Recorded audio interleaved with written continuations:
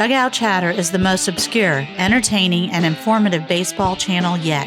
Brought to you by McKay Giffen and Jacob Williams. Welcome to the Dugout. Hello, everybody. Welcome back to Dugout Chatter. I'm McKay Giffen. And I'm Jacob Williams. And make sure to let everybody know, if you're new to our channel, hit the red subscribe button like me and McKay always say. If you enjoy baseball, this is the place to be. Make sure you follow us on Instagram and Facebook. Instagram, dugout.chatter, and then Facebook, dugout.chatter16.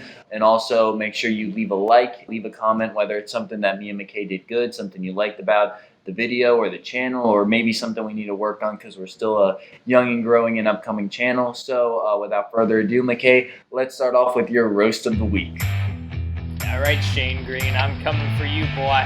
You're giving up 3-run bombs to Tucker Barnhart. You ain't used to those non-pitching friendly confines. This ain't Comerica Park. You can't throw a fastball that down the middle. I don't care if it's the catcher hidden in the 8-hole. That is not good, boy.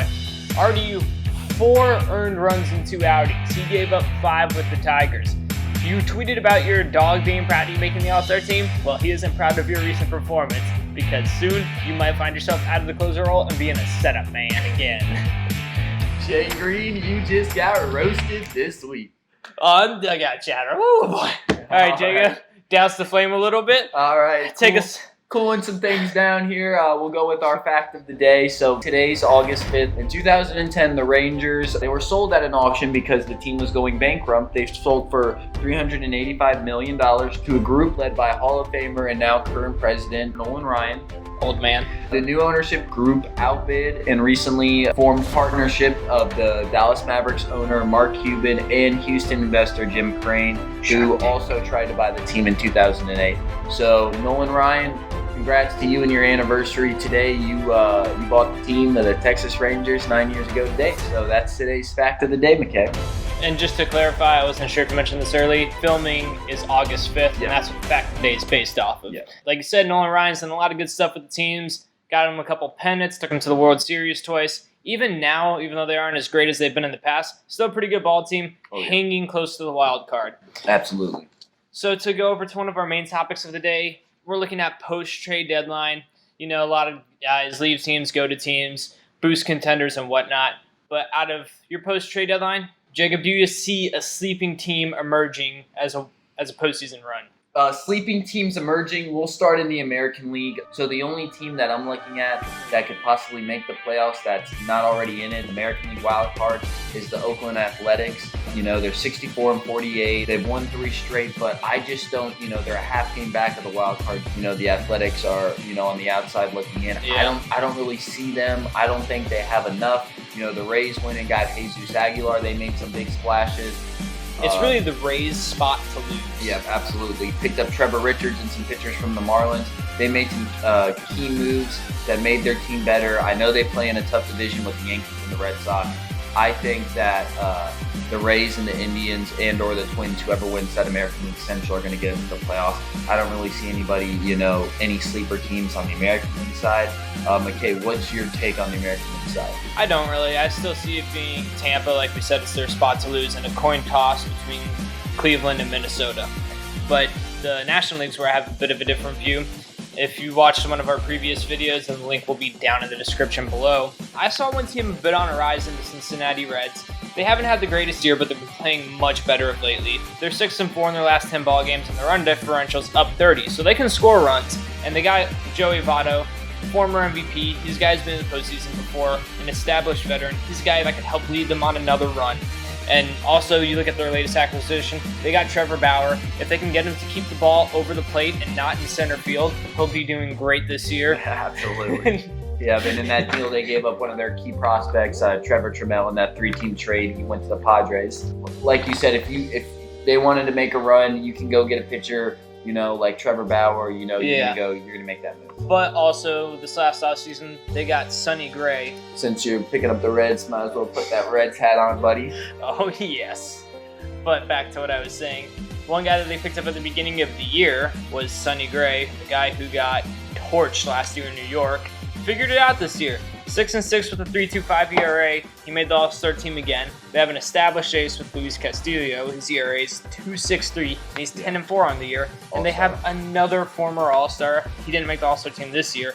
Jose Iglesias, He's one of the best defensive shortstops in the game. He's hitting 285 with 7 home runs, which is really respectable on the offensive side of the ball. I believe he hit 2 grand slams this year as well. Yeah, and Eugenio Suarez, he's shown last year's no fluke. 29 homers, 71 RBIs, 259 batting average. That's just really solid.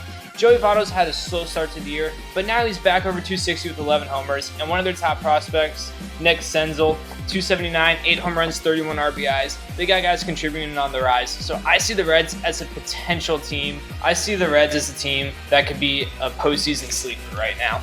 So for me in the National League, I don't really think there's any postseason sleepers. We're going to put up the standings right now. As you can see, Cardinals hold that first wild card spot. They only have a half game up on the Nationals and Phillies, and it's either them or the Cubs. Game back of the Cubs in the Central. It's either going to be them or the Cubs for the Central. The Nationals and the Phillies, I feel like they're going to be the other team in that spot. Both of them, if the season ended today, would play a game to get to that 1-game wild card game. The Brewers, as you can see, they're 2 games back. We did some research. Their run differential's minus 29, which isn't good. They didn't make any key pieces. I believe they might have got a relief pitcher, but they didn't make any big moves to make their team increasingly better. We've been saying this since the start of the year. They need starting pitching. That's been their Achilles heel. They've lost 4 in a row, McKay. They have not. They play in a tough division, with the Reds, the Cubs, the Cardinals, the Pirates. Like we said, the toughest division in baseball, National League Central. They don't have what it takes. 5 games. They don't have what it takes. You can cross the Brewers off. The Diamondbacks, they're a great team. They're 56 and 56. Their run differential is plus 71. They score a lot of runs. They're outscoring people. They're not losing by much. They've won 2 in a row. Their last 10 hasn't been great, as you can see, 5-5. They're only 2.5 games back. But I think the biggest thing for them is them kind of giving up on the season, is trading away Zach Greinke. They basically said, we're going to rebuild. So you basically cross them off. The Giants, they're same thing. They don't play in a tough division like the Diamondbacks in the National League West. They're 56 and 56. The run differential is minus 55, which means that they're barely winning. They're winning the close games, and I don't think they're going to be able to do that throughout the rest of the 2 months of the season. They really don't have enough power hitting. Yeah, they don't, and they've lost 4 out of their last 6, and I don't think they have enough. The Mets, they've been playing well as of late, 9-1 in their last 10. They're only 3 games back. They make a trade to go get Marcus Stroman. What was that about? They were talking about trading Syndergaard. You guys almost made the roast of the week, but you're lucky Shane Green saved you. but like we were saying, go get a starting pitching. And the Mets, they made that trade for Edwin Diaz. They made that trade for Robinson Cano. Yeah, they picked up some free assets. They're committing, you Peter can't Alonso, really be in that. Can't really be in that seller's market really in New York, actually, after all the trades you made. And they kind of went into this year. And if you're going to go in for this year, might as well just go on in for this year. The only thing with them is their schedule's so tough coming up. They got the Nationals, I think, 2 series. They have the Braves for 2 series. They have the Indians. They have the Cubs. Their schedule is backloaded on the end. And because of that solely, I don't think they have a chance to write them off. And then the Reds, 5.5 games back. I know they picked up Trevor Bauer. Run differential is actually great. They're 52 30. and 58, and they have a plus 30 run differential. That means they're losing a lot of close games. But for me, I just think the division's too tough. You cross them off. It's going to be the Cardinals and the Cubs. One of the team's going to win the Central, obviously, and the other team's going to be hold that other wild card spot. And then whoever finishes second in the East is going to get that last wild card spot.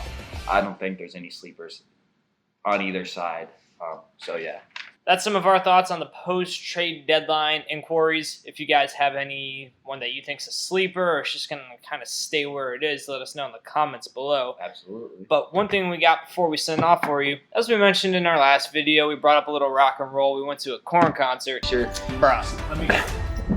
So that's after the Padres, finished another disappointing season because you guys aren't going to make the playoffs. Deftones are holding their 2nd annual Dia de los Deftones at Petco Park in San Diego, California. So there's going to be a lot of interesting music.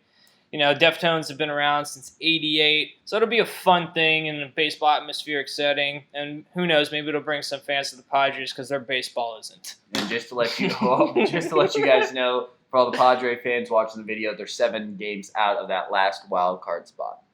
I'm not biting my tongue. But thank you guys again for watching another video from Dugout Chatter. Like we said in the intro, make sure you hit that red subscribe button. Like the video. It's the best way to support the channel. And make sure you leave a comment below on your sleeper team. And like me and McKay always say, see you in the dugout.